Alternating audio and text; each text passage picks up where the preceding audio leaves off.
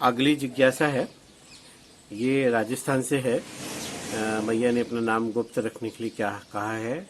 इनकी एज जो है 45 है। इनका कहना यह है कि यदि एकादशी वाले दिन, अभी जो एकादशी गई थी, निर्जला एकादशी, उस पे गलती से ये मंदिर गई थी और वहाँ का इन्होंने प्रसाद मिला और पा लिया। तो क्या ये ठीक है या नहीं, कि मतलब ओवरऑल प्रश्न ये निकल के आता है कि यदि हम एकादशी वाले दिन किसी मंदिर जाएं तो ठाकुर की तो एकादशी होती है, वहाँ कुछ भी प्रसाद ठाकुर का जो भोग लगेगा वही मिलेगा, तो वह पाने पे एकादशी व्रत का क्या होगा। एक बार फिर हम आपकी सेवा में जिज्ञासा के माध्यम से प्रस्तुत हैं। एकादशी के दिन आपने भूल से कुछ पा लिया तो कोई बात नहीं है, आपके 100 में से 10, 5, 20 नंबर कट जाएंगे। एकादशी का जो हरिभक्ति आपको मिलनी होगी उसमें से कुछ कम मिलेगी, कुछ डिले हो जाएगा, थोड़ा सा एकादशी के प्रति आपका अपराध भी हो जाएगा, लेकिन घबराने की कोई बात नहीं है। जानबूझकर तो नहीं पाएगा। एक होते हैं जानित अपराध, एक होते हैं अजानित अपराध। एक तो जानबूझ के आपने कि कुछ नहीं होता, एकादशी लाओ प्रसाद हम खाएंगे, तो ये तो जानबूझ के अपराध हो गया। इसमें से 100 में से 100 नंबर आपके एकादशी के कट जाएंगे। और एक अनजान में आपको ध्यान नहीं रहा, गए हुए और किसी ने पकौड़ी दी और आपने झट से पा लिया, तो आपको अपराध नहीं लगेगा, वो भूल मानी जाएगी और भूल के कारण 10-5 नंबर आपके कट जाएंगे। बस इतना ही है। रही बात प्रसाद की, तो यह मैं क्लियर कर दूं आपको कि एकादशी के दिन चाहे द्वादशी के दिन साधक प्रसाद ही पाता है, वो अमनिया तो पाता नहीं है। हमेशा वो चाय भी पीता है तो तुलसी डाल के पीता है, वो कुछ भी पानी पिएगा, यहाँ तक कि कुछ वैष्णव तो वस्त्रों को भी ठाकुर के चरणों से प्रसादी करके, तो हमने अमनिया तो खाना ही नहीं है। तो एकादशी का जो आदेश है वो यही आदेश है, अन्न प्रसाद आज नहीं पाना है, फल प्रसाद आज पाना है। तो एकादशी के दिन गौड़ीय वैष्णव परंपरा के अनुसार आपको अन्न नहीं पाना है, चाहे वह प्रसाद क्यों ना हो। वो यदि प्रसाद है उसको लीजिए, सम्मान कीजिए, अपना सौभाग्य मानिए, माथे से लगाइए और उसको सुरक्षित कर लीजिए, और हो सके तो दूसरे दिन उसी प्रसाद से एकादशी व्रत का पारण कर लीजिए। ये विधि है और इसमें मतांतर भी है। जैसा आपको अच्छा लगे वैसा करें। जय श्री राधे, जय निताई। अगला प्रश्न है, नाम नहीं दिया है इनका, सोनीपत से है, एज 28। अगर गृहस्थ में जाने का बिल्कुल भी मन ना हो और भजन में मन तो लगता है, लेकिन विरक्ति या तड़प इतनी नहीं है कि साधु बन जाए, तो क्या करना चाहिए। यदि कोई ये प्रश्न पूछता है कि मैं विवाह करूं या ना करूं, इसका सीधा सा अर्थ है कि उसको विवाह करना ही चाहिए, क्योंकि वह मझधार में है।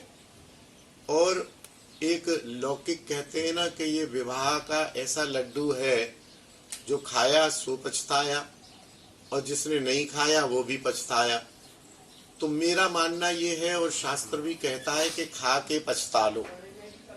विवाह भोग के लिए ना करें, किसी वैष्णव लड़के को ढूंढे जो वैष्णव कन्या ढूंढ रहा हो, आपसे आयु में बड़ा हो या छोटा हो, गरीब हो या अमीर हो, उन लौकिक दृष्टियों को छोड़ दें और वैष्णव दृष्टि से विवाह कर लें।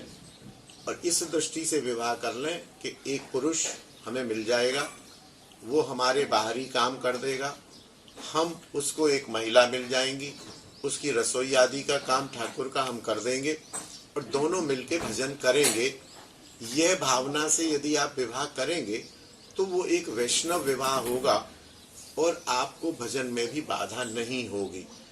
लेकिन आप लौकिक रीति से विवाह करेंगे, आप ये देखेंगे हम 50,000 रुपया महीना कमाते हैं तो 60,000 रुपया महीना कमाने वाला एक लड़का चाहिए, हमारी आयु 32 वर्ष है तो हम 28 वर्ष के लड़के से शादी नहीं करेंगे। लौकिक रीति से करेंगे तो आप लोक में फंस जाएंगे, फिर भजन नहीं हो पाएगा। तो भजन को दृढ़ कीजिए। शादी विवाह को वैष्णवता बढ़ाने के लिए, भजन को बढ़ाने के लिए एक वैष्णव पति की तलाश कीजिए, मिल जाएंगे। ऐसे कई विवाह मेरी दृष्टि में हैं और सफल हैं। यहाँ तक कि जाति विरोधी भी विवाह हुए। यद्यपि कर्मकांड में इसको वर्ण संकर माना जाएगा, लेकिन हरि भक्ति में जाति पाति पूछे नहीं कोई, हरि को भजे सो हरि का होई। आप अग्रवाल हैं, आप ब्राह्मण से विवाह कर लीजिए, आप किसी हल्की जाति से विवाह कर लीजिए, वो वैष्णव होना चाहिए, वो दीक्षित हो, आप भी दीक्षित हो और समान संप्रदाय में दीक्षित हो। ऐसा ना हो कि पति रामानंदी हो और आप कृष्णोपासक हो, तो भी कंट्राडिक्शन हो जाएगा। तो अपने परिकर में ही दृष्टि रखिए, धैर्य रखिए। विवाह को नहीं करना है ऐसी धारणा की बजाय इस पर अपने चित्त को स्थिर कीजिए कि अनुकूल वैष्णव मिला तो विवाह कर लेंगे और नहीं मिला तो जैसी राधा रानी की इच्छा, और भजन पर केंद्रित करिए, भजन करते रहिए। राधा रानी ने जैसे चाहना होगा वैसे कर लेंगे विवाह आदि। तो ये एक सामान्य सी बातें हैं, हो जाए तो ठीक है और ना हो जाए तो ठीक है। जय श्री राधे, जय निताई। अगली जिज्ञासा है आयुष तिवारी वाराणसी से। जी, आयुष जी की जिज्ञासा है, मेरा आपसे प्रश्न है कि अगर मैं टी कॉफ़ी पीता हूँ तो भी क्या मैं तुलसी की माला से हरे कृष्ण महामंत्र का जप कर सकता हूँ? जी आप कर सकते हैं। इस्कॉन में चाय कॉफ़ी पीने के लिए बड़ी कड़ाई से विरोध है, लेकिन अन्य जो इस्कॉन के अतिरिक्त जो गौड़िया मठ है, दूसरे वैष्णव हैं, राधा कुंड के वैष्णव हैं, दूसरे परिवार हैं, वो सब चाय पीते हैं, कॉफ़ी पीते हैं। आप चाय कॉफ़ी कोशिश करिए। वैसे तो ये एक नशा ही है, मैं रिकमेंड नहीं करूँगा, लेकिन हाँ, चाय कॉफ़ी पीते हुए माला न करना, ऐसा कोई शास्त्र में ऐसा कुछ नहीं है। और ये मादक तो जरूर है, लेकिन अब ये पानी की तरह से हो गया है, तो आप कर सकते हैं। मेरी तरफ से तो अनुमति है, लेकिन इस्कॉन आपको कभी अनुमति नहीं देगा। आप देखिए, यदि आप इस्कॉन के अनुयायी हैं तो फिर आप नहीं कर सकते हैं, और यदि आप इस्कॉन के अनुयायी नहीं हैं तो आप कर सकते हैं, आपको कोई मना नहीं है। जय श्री राधे, जय निताई। अगली जिज्ञासा है मलकियत सिंह राणा जी हैं किशनपुर से। जी, मुझे ये जानना था कि क्या राम नाम किसी भी अवस्था, कहीं भी और कभी भी लिया जा सकता है? हाँ जी, बिल्कुल लिया जा सकता है। नाम लिया जा सकता है, महामंत्र भी लिया जा सकता है। हरे कृष्ण। शुद्धि अशुद्धि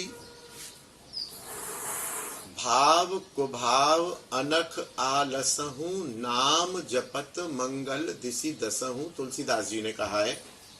शुद्धि में अशुद्धि में, नहाए बिना नहाए, ट्रेन में, बस में, चप्पल पहन के, कैसी भी अवस्था में आप नाम का आश्रय ले सकते हैं, बड़े आराम से ले सकते हैं, कोई मना नहीं है। जय श्री राधे, जय निताई। एकादशी एवं तुलसी जी के बारे में जानकारी करने के लिए वृंदावन से मंगवाइए ब्रज की तुलसी नामक ग्रंथ। संपर्क करें दिए गए नंबर।